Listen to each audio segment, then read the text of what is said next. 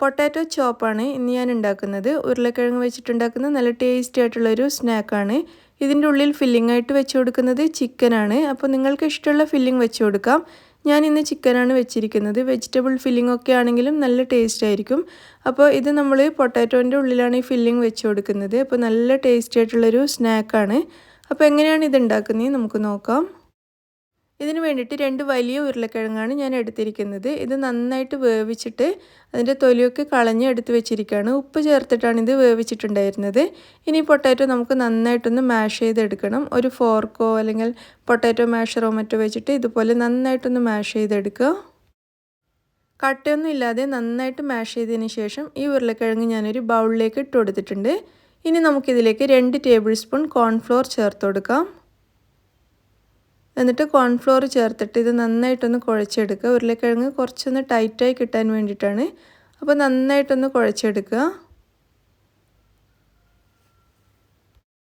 Cornflour ചേർത്തിട്ട് ഉരുളക്കിഴങ്ങ് നന്നായിട്ടൊന്ന് കുഴച്ചെടുത്തിട്ടുണ്ട്. ഇത് നമുക്കിവിടെ മാറ്റി വെക്കാം. എന്നിട്ട് ഫില്ലിംഗ് റെഡിയാക്കാം. അതിന് വേണ്ടിയിട്ട് ഞാൻ കുറച്ച് പൊരിച്ച ചിക്കനാണ് എടുത്തിരിക്കുന്നത്. പൊരിച്ചതോ അല്ലെങ്കിൽ സാധാരണ പോലെ ബോയിൽ ചെയ്തതോ നിങ്ങൾക്ക് ഇഷ്ടമുള്ള പോലെ എടുക്കാം. ഈ പൊരിച്ച ചിക്കൻ ഇതുപോലെ നന്നായിട്ട് മിക്സിയിലിട്ടിട്ട് ഒന്ന് പൊടിച്ചെടുത്തിട്ടുണ്ട്. അപ്പോൾ നമുക്ക് ഫില്ലിംഗ് ഉരുളക്കിഴങ്ങിൻ്റെ ഉള്ളിൽ വെച്ച് കൊടുക്കാനുള്ള എളുപ്പത്തിന് വേണ്ടിയിട്ടാണ് ഇതുപോലെ പൊടിച്ചിരിക്കുന്നത്. ഇനി നമുക്കൊരു പാൻ അടുപ്പത്ത് വെച്ചിട്ട് ചൂടാകുമ്പോൾ അതിലേക്കൊരു 1.5 ടേബിൾ സ്പൂൺ ഓയിൽ ചേർത്ത് കൊടുക്കാം. ചൂടായ എണ്ണയിലേക്ക് ഒരു വലിയ സവാള പൊടിയായിട്ട് കട്ട് ചെയ്തത് ചേർത്ത് കൊടുക്കാം. സവാള എണ്ണയിലേക്ക് നന്നായിട്ടൊന്ന് മിക്സ് ചെയ്തെടുക്കാം. ഒന്ന് മിക്സ് ചെയ്തതിന് ശേഷം നമുക്കിതിലേക്ക് 1 ടീസ്പൂൺ ഇഞ്ചി വെളുത്തുള്ളി പേസ്റ്റ് ചേർത്ത് കൊടുക്കാം. 1/2 ടീസ്പൂൺ പച്ചമുളകിൻ്റെ പേസ്റ്റ് ചേർക്കാം. അല്ലെങ്കിൽ പച്ചമുളക് ചെറുതായിട്ട് കട്ട് ചെയ്ത് ചേർത്താലും മതിയാവും. എന്നിട്ട് ഇതെല്ലാം കൂടി നന്നായിട്ടൊന്ന് വഴറ്റിയെടുക്കാം. ഉള്ളിയുടെ കളറ് നല്ലോണം ഒന്ന് മാറി വരുന്നത് വരെ നമുക്കിതൊന്ന് വഴറ്റിയെടുക്കാം. ഈ സമയത്ത് നമുക്കിതിലേക്ക് ആവശ്യമായിട്ടുള്ള ഉപ്പ് ചേർത്ത് കൊടുക്കാം. ചിക്കനിൽ ഉപ്പ് ചേർത്തതാണ് ഫ്രൈ ചെയ്യുന്ന സമയത്ത്. അതുകൊണ്ട് ഈ സവാളയ്ക്കും മറ്റും മാത്രം ആവശ്യമുള്ള ഉപ്പ് ചേർത്ത് കൊടുത്താൽ മതി. എന്നിട്ട് നന്നായിട്ടൊന്ന് വഴറ്റിയെടുക്കാം. ഇപ്പോൾ സവാള നന്നായിട്ട് വഴറ്റി ചെറുതായിട്ട് കളറ് മാറി വന്നിട്ടുണ്ട്. ഈ സമയത്ത് നമുക്കിതിലേക്ക് ഒരു 1/4 ടീസ്പൂൺ വരെ മഞ്ഞൾപ്പൊടിയും 1/2 ടീസ്പൂൺ മുളക് പൊടിയും ഒരു 1/4 ടീസ്പൂൺ ഗരം മസാലപ്പൊടിയും ചേർത്ത് കൊടുക്കാം. എന്നിട്ട് ഇതെല്ലാം കൂടി നന്നായിട്ടൊന്ന് മിക്സ് ചെയ്തെടുക്കാം. പൊടികളുടെ പച്ചമണം മാറാൻ വേണ്ടിയിട്ട് കുറച്ചൊരു 1/2 മിനിറ്റ് വരെ ഒന്ന് മിക്സ് ചെയ്യാം. അതിനുശേഷം നമ്മൾ ഫ്രൈ ചെയ്ത് പൊടിച്ച് വെച്ച ചിക്കൻ ഇതിലേക്ക് ചേർക്കുക. ഒരു 2 ടേബിൾ സ്പൂൺ വരെ മല്ലിയിലയും കൂടി ചേർത്ത് കൊടുക്കാം. എന്നിട്ട് ഇതെല്ലാം കൂടി നന്നായിട്ടൊന്ന് യോജിപ്പിച്ചെടുക്കുക.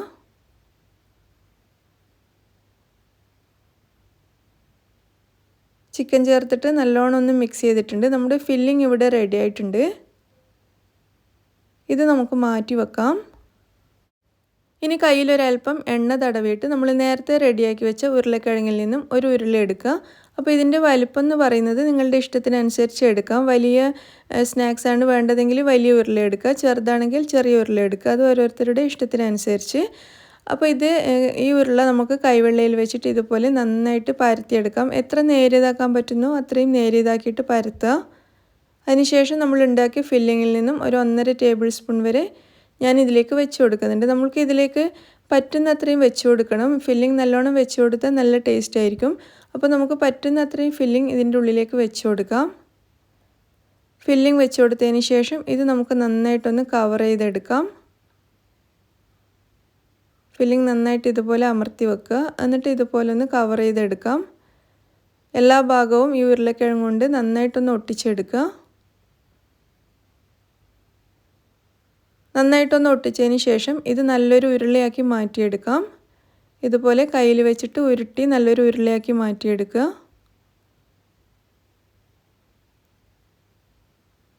കണ്ടില്ലേ, നന്നായിട്ട് ഉരുട്ടിയെടുത്തിട്ടുണ്ട്. ഇനി നമുക്കിത് കൈവെള്ളയിൽ വെച്ചിട്ട് ഒരല്പം ഒന്ന് ഫ്ലാറ്റാക്കി എടുക്കുക. ഇതുപോലെ ഒന്ന് പ്രസ് ചെയ്ത് കൊടുത്തിട്ട് കുറച്ചൊന്ന് ഫ്ലാറ്റാക്കി എടുക്കാം. എന്നിട്ട് ഇതിൻ്റെ സൈഡൊക്കെ ഇതുപോലെ നന്നായിട്ട് സ്മൂത്താക്കി എടുക്കുക.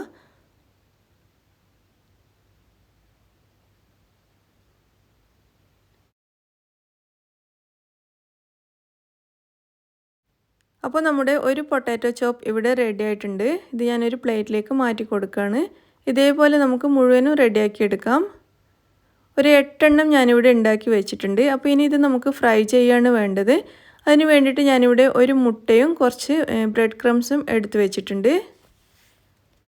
ആദ്യം നമുക്ക് ഈ മുട്ട ചെറുതായിട്ടൊന്ന് അടിച്ചെടുക്കാം. ഒരു ഫോർക്കോ സ്പൂണോ വെച്ചിട്ട് ഒന്ന് അടിച്ചെടുക്കാം. മുട്ട ഒന്ന് ബീറ്റ് ചെയ്ത് എടുത്തിട്ടുണ്ട്. ഇനി നമ്മൾ ഉണ്ടാക്കിയ പൊട്ടാറ്റോ ചോപ്പ് എടുത്തിട്ട് ആദ്യം ഈ മുട്ടയിലും പിന്നെ ഈ റൊട്ടിപ്പൊടിയിലും ഒന്ന് മുക്കിയെടുക്കാം. മുട്ടയിൽ നന്നായിട്ടൊന്ന് ഡിപ്പ് ചെയ്തതിന് ശേഷം ഈ ബ്രെഡ് ക്രംസ് ഉപയോഗിച്ചിട്ട് നന്നായിട്ടൊന്ന് കവർ ചെയ്തെടുക്കാം. പൊട്ടാറ്റോ ചോപ്പിൻ്റെ എല്ലാ ഭാഗത്തും നന്നായിട്ട് ബ്രെഡ് ക്രംസ് കൊണ്ട് കവർ ചെയ്യുക. ഇത് നമുക്ക് ഈ പ്ലേറ്റിലേക്ക് തന്നെ മാറ്റി വെച്ച് കൊടുക്കാം. ഇതുപോലെ മുഴുവൻ പൊട്ടാറ്റോ ചോപ്പ് നമുക്ക് മുട്ടയിലും റൊട്ടിപ്പൊടിയിലും ഒന്ന് ഡിപ്പ് ചെയ്തെടുക്കാം.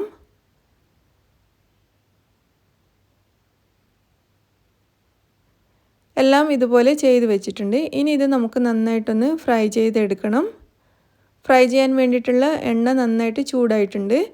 ഇനി നമ്മൾ ഉണ്ടാക്കിയ പൊട്ടാറ്റോ ചോപ്പ് ഇതിലേക്ക് വെച്ച് കൊടുക്കാം. നിറയെ ഇട്ട് കൊടുക്കരുത്. ഞാനിപ്പോൾ ഇതിലൊരു 3 എണ്ണം ഇട്ട് കൊടുത്തിട്ടുണ്ട്. ഒരുപാട് ഒരുമിച്ച് ഇട്ട് കഴിഞ്ഞാൽ ഇത് പൊട്ടിപ്പോവാൻ ചാൻസ് ഉണ്ട്. അതുകൊണ്ട് പാത്രത്തിൻ്റെ വലുപ്പത്തിനനുസരിച്ച് കുറച്ച് മാത്രം ഇട്ട് കൊടുക്കാൻ ശ്രദ്ധിക്കുക. പിന്നെ ഇതൊരു മീഡിയം ടു ഹൈ ഫ്ലെയിമിൽ വെച്ചിട്ട് ഫ്രൈ ചെയ്യുന്നതായിരിക്കും നല്ലത്. ലോ ഫ്ലെയിമിൽ വെച്ച് കഴിഞ്ഞാൽ എണ്ണ കുടിക്കാൻ ചാൻസ് ഉണ്ട്. അപ്പോൾ മീഡിയം ടു ഹൈ ഫ്ലെയിമിൽ വെച്ചിട്ട് ഫ്രൈ ചെയ്യുക. കാരണം ഇതിലിനി പ്രത്യേകിച്ചൊന്നും വെന്ത് വരാനൊന്നുമില്ല. നമ്മളെല്ലാം വേവിച്ച സാധനങ്ങളാണ് ഇതിലുള്ളത്. അതുകൊണ്ട് കുറച്ച് ഫ്ലെയിം കൂട്ടിയിട്ട് പെട്ടെന്ന് ഫ്രൈ ചെയ്തെടുത്താലും കുഴപ്പമൊന്നുമില്ല. അപ്പോൾ ഇത് ഒരു ഭാഗം റെഡി ആയിട്ടുണ്ട്. ഞാനിതൊന്ന് തിരിച്ചിട്ട് കൊടുക്കുകയാണ്. 3 എണ്ണവും തിരിച്ചിട്ട് കൊടുത്തിട്ടുണ്ട്. ഇനി മറ്റേ ഭാഗവും നന്നായിട്ടൊന്ന് ഫ്രൈ ചെയ്തെടുക്കാം. തിരിച്ചിട്ട ഭാഗം ഫ്രൈ ആയതിനു ശേഷം ഞാൻ ഒരു പ്രാവശ്യം കൂടി ഇതൊന്ന് തിരിച്ചിട്ട് കൊടുക്കുന്നുണ്ട്. നമ്മൾ ആദ്യം തിരിച്ചിട്ട ഭാഗം നല്ലോണം ഒന്നും മൊരിഞ്ഞ് വന്നിട്ടില്ല. അപ്പോൾ ഒന്നുകൂടി തിരിച്ചിട്ട് കൊടുത്തിട്ടുണ്ട്.